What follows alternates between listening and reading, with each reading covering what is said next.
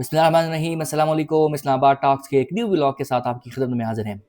अभी जो व्लॉग में रिकॉर्ड कर रहा हूँ वो एक ब्रेकिंग स्टोरी पर है कि पाकिस्तान के फील्ड मार्शल सैयद आसिम मुनीर उन्होंने सऊदी अरब का दौरा किया है और वज़ीर दिफ़ा सऊदी अरब उनसे मुलाकात की है और जो ईरान से सऊदी अरब पर हमले हुए हैं उन पर और जो खित्ते में कशीदगी है उन पर भी बातचीत हुई है।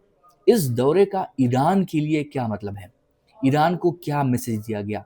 क्योंकि पाकिस्तान और सऊदी अरब के दरमियान एक दिफाई मुआहदा मौजूद है और उस मुआहदे के तहत जो सऊदी अरब पर हमला होगा वो पाकिस्तान पर हमला तस्वर होगा और जो पाकिस्तान पर हमला होगा वो सऊदी अरब पर हमला तस्वर होगा।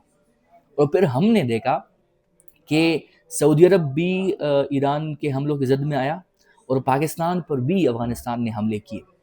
इस पर लोग मीम बना रहे थे और एक मजाक कर रहे थे कि पाकिस्तान पर हमला हो गया लेकिन सऊदी अरब बीच में नहीं आया, सऊदी अरब पर हमला हुआ पाकिस्तान बीच में नहीं आया। और आया पाकिस्तान के लिए ये मुमकिन है कि वो ईरान के ख़िलाफ़ हो जाएं? क्या ये पॉसिबल है?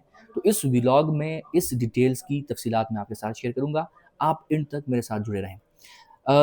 जो तफसीलात सामने आई है फील्ड मार्शल के दौरे की वो ये है कि चीफ ऑफ डिफेंस फोर्सेस और chief of army staff field marshal Asim Munir हफ्ते के रोज़ सऊदी अरब में सऊदी वज़ीर दिफ़ा शहज़ादा खालिद बिन सलमान अल सऊद से मुलाकात की, जिसमें मशरिक़ वस्ता में जारी तनाज़ा और सऊदी अरब पर ईरान के हमलों पर तबादला ख्याल किया गया। खालिद बिन सलमान के मुताबिक दोनों फरीकों ने पाकिस्तान और सऊदी अरब के दरमियान मौजूद स्ट्रेटेजिक दिफाई मुआहदे के तनाज़र में ईरानी हमलों पर गुफ्तगू की। ये बहुत इम्पॉर्टेंट है कि जो दिफाई मुआहदा है पाकिस्तान और सऊदी अरब का, उसी तनाज़र में ईरान ने जो हमले सऊदी अरब पे की है वो सारे डिस्कस हुई है। अब इसका आने वाले दिनों में क्या नतीजा निकलेगा वो तो हमें वाज़ेह हो जाएगा, लेकिन जो मुमकिना नतीजा निकल सकता है उसकी डिटेल मैं आपको दूंगा। इन्होंने ईरान पर जोर दिया कि वो दानिशमंदी का मुजाहिरा करे और गलत अंदाजे लगाने से गुरेज करे, क्योंकि मुमलिकत पर बार बार मिसाइल और ड्रोन हमले किए जा रहे हैं। पाकिस्तान के आर्मी चीफ से मुलाकात के बाद सऊदी वज़ीर दिफ़ा ने सोशल मीडिया प्लेटफॉर्म एक्स पर लिखा, उनका पैगाम था कि हमने मुमलिकत पर यानी सऊदी अरब पर ईरानी हमलों और इन्हें रोकने के लिए दरकार इक़दामात पर बात की। हमने इस बात पर जोर दिया कि ऐसे इक़दामात ख़ित्ते की सलामती और इस्तेहकाम को नुकसान पहुँचाते हैं और उम्मीद ज़ाहिर की कि ईरानी फ़रीक दानिशमंदी का मुज़ाहिरा करेगा और किसी गलत अंदाजे से बचेगा। अब ये बहुत इम्पोर्टेंट है, जिसे उन्होंने कहा है कि हमने ईरान को पैगाम दिया है कि आप गलत अंदाजे ना लगाएं और सऊदी अरब पर हमले ना करें। अगर जवाब दिया गया तो ये खित्ते की सलामती के लिए और इस्तेहकाम के लिए नुकसानदेह होगा। दोनों ममालिक के दरमियान तवील अरसे से कसीरुलजहती ताल्लुकात मौजूद हैं, जो स्ट्रेटेजिक अस्करी तावन, बाहमी इक़्तिसादी मफादात और मुश्तरका इस्लामी विरसे पर मबनी हैं। इन ताल्लुकात में इक़्तिसादी इमदाद और तवानाई की फराहमी भी शामिल रही है, जहाँ रियाज़ इस्लामाबाद के लिए माली मुआवनत और तेल का एक अहम ज़रिया रहा है। ये वो पॉइंट्स हैं। अगर इसमें थोड़ा सा मैं आपको ऐड कर लूँ तो मंगल को, गुज़रा हुआ मंगल, जो नायब वज़ीर-ए-आज़म और वज़ीर ख़ारजा है इसहाक़ डार, उन्होंने इंकशाफ़ किया था कि पाकिस्तान की सफ़ारती मुदाख़लत ने सऊदी अरब पर ईरान के मज़ीद शदीद हमलों को रोकने में मदद दी, जबकि ख़लीजी ख़ित्ते में अमरीका के फ़ौजी अड्डों और इत्तेहादी तनसीबात को मिसाइल और ड्रोन हमलों का सामना है।